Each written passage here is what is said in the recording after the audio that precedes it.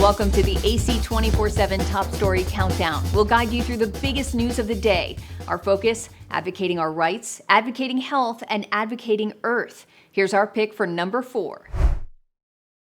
Nobody saw this coming and nobody knew this was going to come. In South Florida, historic floodwaters are beginning to recede in some neighborhoods this weekend. More than 2 feet of rain fell over a 24-hour period this week in Fort Lauderdale, according to the National Weather Service. It was one of the areas most affected by the floods. We're here to help and work together. That's the main goal, is to get our residents back in place, back in their homes, so we can get back to some sorts of normalcy within Broward County. On Friday, Fort Lauderdale residents were out of emergency shelters to survey the devastation, many sharing the long road ahead to recovery and the struggles they now face. We're all trying to dry up at this point, so that's the struggle at this point. All of our units are like an ocean. Like, I'm going to see what I can salvage, what I can pick up. I have my 90-year-old uncle I'm taking care of in the house. Can't get out. I go see after my neighbor who's 86. She's supposed to go to the doctor. I can't take her to the doctors, and it's just horrible.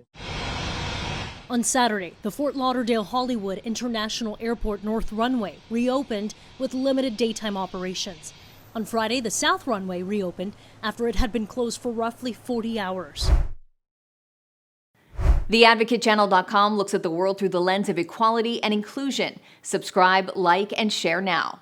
AC 24/7's Top Story Countdown continues with our producer's pick for number 3.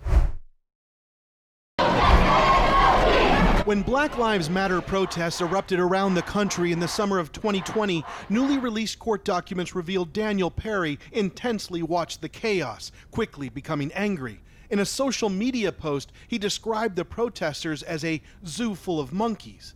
The unsealed documents include 76 pages of social media postings and text messages. Most of these details were not shown to the jury that convicted the Army sergeant of murdering protester Garrett Foster, and raises new questions about why Texas Governor Greg Abbott is rushing a push to pardon this convicted murderer.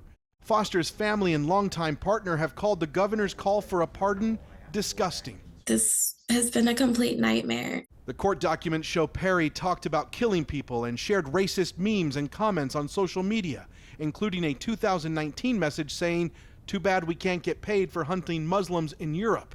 And in a Facebook message in May 2020, just months before the deadly shooting, Perry wrote, "He might have to kill a few people on my way to work." Another text said, "I might go to Dallas to shoot looters." Perry's attorneys called the release of the documents a political move by prosecutors and said Foster also made posts advocating violence. In this 2020 post, Foster praised the burning of a Minneapolis police station.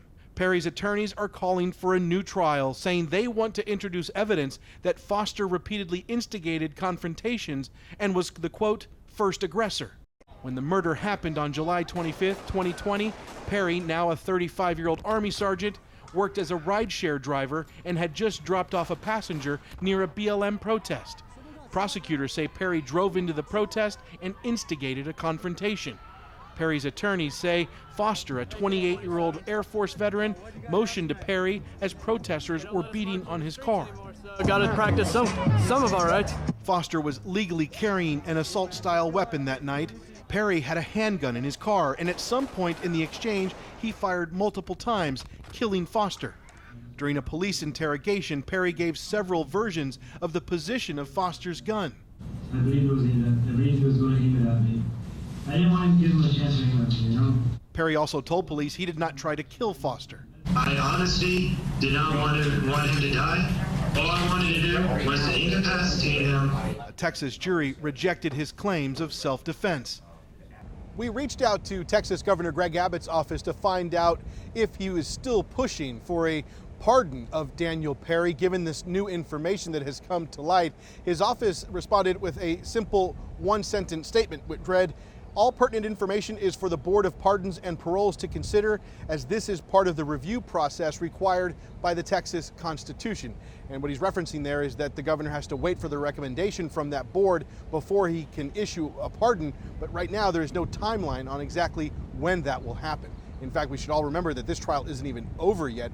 The sentencing hearing hasn't even been scheduled. Like the Advocate channel on Facebook for the best way to get updates on stories that advocate for equality, justice, our rights, and more. AC 24/7 continues with today's top 2 pick. The Kansas City community protesting on Sunday after 16-year-old Ralph Yarl was shot as he was trying to pick up his siblings last week. Police say Yarl accidentally went to the wrong address, where he was shot and seriously wounded by the homeowner. Officers arrived at the scene after a neighbor called 911 and took the homeowner immediately into custody. Our heart goes out to the juvenile victim, and more than anything, to make sure that this child and this child's family knows that there are people working hard, a number of people working hard, to make sure there is justice for this person. The homeowner, who has not been identified, was released after 24 hours pending further investigation. The police department says they're waiting to obtain a formal statement from the victim and further forensic evidence. I want everyone to know that I'm listening, and I understand the concern that we are receiving from the community. The information that we have now, it does not say that it's racially motivated. That's still an active investigation. But as a chief of police, I do recognize the racial components of this case. I do recognize and understand the community's concern.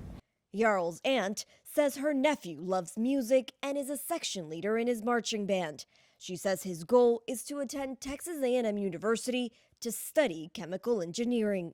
Civil rights attorneys Lee Merritt and Benjamin Crump are representing the victim and his family and demanding swift action, and are calling the shooting horrendous and unjustifiable. As a mother of 3 children, this enrages me. And protesters gathering Sunday outside the home where Yarl was shot, demanding justice. He is alive. He is healing. Yes. So I just want to tell you thank you for being here, because my nephew is alive. Follow the Advocate channel on Twitter and Instagram to stay updated on stories that matter every day. Here's our #1 story of the day. Take a look. We are a village that will come together. Hundreds gathered in Dadeville, Alabama Sunday evening, seeking solace. We'll never be the same. And answers. Father, we come before you, Lord, with trouble in our hearts. Father, with questions on our mind. After shots rang out at a weekend Sweet 16 party. There are still 4 lives lost. 4 lives were lost in the tragic event that occurred here in Dadeville. As far as the injuries, there are 28 individuals that were injured during the course of the incident. On Sunday, hospital officials said at least 15 teenagers were treated for gunshot wounds, including several who are in critical condition. It wasn't a fight. No. It started shooting. One of the victims killed was Philstavius Dowdell, a stellar high school football player and the brother of the birthday girl. His coach, at first in disbelief. It can't be true. It cannot be true. Coach Michael Taylor describing Dowdell as a dedicated and gifted athlete. Phil just actually got a scholarship to play football at Jacksonville State University. A second victim has also been identified by family as Kiki Smith, also a senior in high school and the student manager of the track team, looking forward to attending the University of Alabama. These children had very bright futures, the ones that I knew from Dadeville. Very, very athletic, very humble children, very respectful children, smart. As the investigation continues, police have not released any information about the assailant or a possible motive. What we've dealt with is something that no community should have to endure. I just ask for your patience. They're asking for the community's help. I cannot stress this enough. Ever how minor you think it is, we absolutely need you to share it. As the stunned town of Dadeville grieves, another American city rocked by gun violence. Could you ever imagine an act of violence like this happening in Dadeville? Never. Don't happen. We don't have gun violence. You know what I mean? Unreal, still unreal.